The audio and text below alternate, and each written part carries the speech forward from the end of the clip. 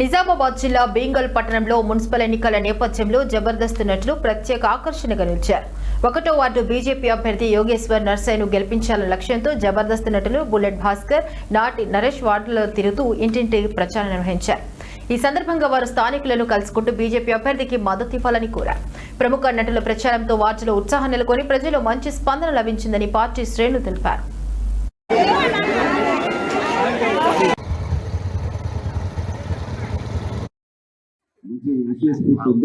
Thank you అమ్మా, thank you so much. ఇంకా రేపు అన్న గెలిచాక మీకు ఏ కష్టం ఉన్నా అన్న వాళ్ళకి ఏ కష్టాలు వచ్చినా తెచ్చాను మీరు. థ్యాంక్ యూ అన్న, మళ్ళీ కలుసుకుందా అమ్మ. Thank you so much. ఇప్పుడు మనకు అక్కడ అవకాశం ఇయ్యండి అన్న బీజేపీ వాళ్ళకు. వాళ్ళు ఏం చేస్తారో, పువ్వుగుర్తులకు ఒక అవకాశం ఇయ్యండి కదమ్మా. వాళ్ళు ఏం చేస్తారో, వాళ్ళు ఏ పరిపాలన చేస్తారో మోడీని చూస్తున్నారు, కేంద్రంలో చూస్తున్నారు. గల్లీలలో ఎందుకు వేస్తలేరమ్మా తల్లి?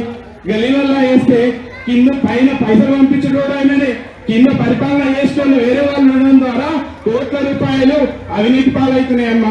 మీరు అగ్గిపెట్ట ఉన్నంత 10 పైసలు, పప్పులు ఉన్నంత రూపాయి, మిరపకాయలు ఉన్నంత రూపాయి, ఇట్లా ట్యాక్సులు కట్టి జమ చేసిన పైసలు మనకు నిజాయి తీరాలని చెప్పి వాళ్ళు డబ్బులు పంపితే ఇలా తిని పల్లికొక్కు లెక్క బలుస్తున్నారమ్మా. పైన మోడీ మంచి ఆలోచన చేస్తున్నారమ్మా. ఆ ఆలోచనను మీరు సద్వినియోగపరుచుకునే విధంగా పైన పువ్వు గుర్తులు ఉన్నట్లే కింద కూడా పువ్వు గుర్తులను గెలిపింది కదమ్మా. ఒకసారి అవకాశం ఇస్తే లేదు చాలా అమాయకుడు, చాలా మంచి వ్యక్తి.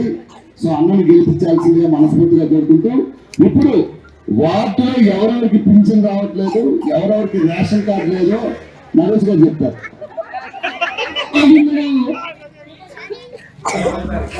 పదమూడో తారీఖు మాట్లాడుకుందాం. ముందు అందరికీ నమస్కారం అండి. మమ్మల్ని ఇక్కడ పిలిపించినందుకు అన్నకి thank you so much. Narasanna గారిని గెలిపిస్తారని మనస్ఫూర్తిగా కోరుకుంటూ, ఏ పదవి లేకముందే ఎన్నో పనులు చేశారన్న. సో పదవి వచ్చిన తర్వాత అన్ని పనులు చేస్తారని మా తరపు నుండి, భాస్కర్ తరపు నుండి గ్యారంటీ ఇస్తాం. మేము కూడా మీ అమూల్యమైన ఓటిని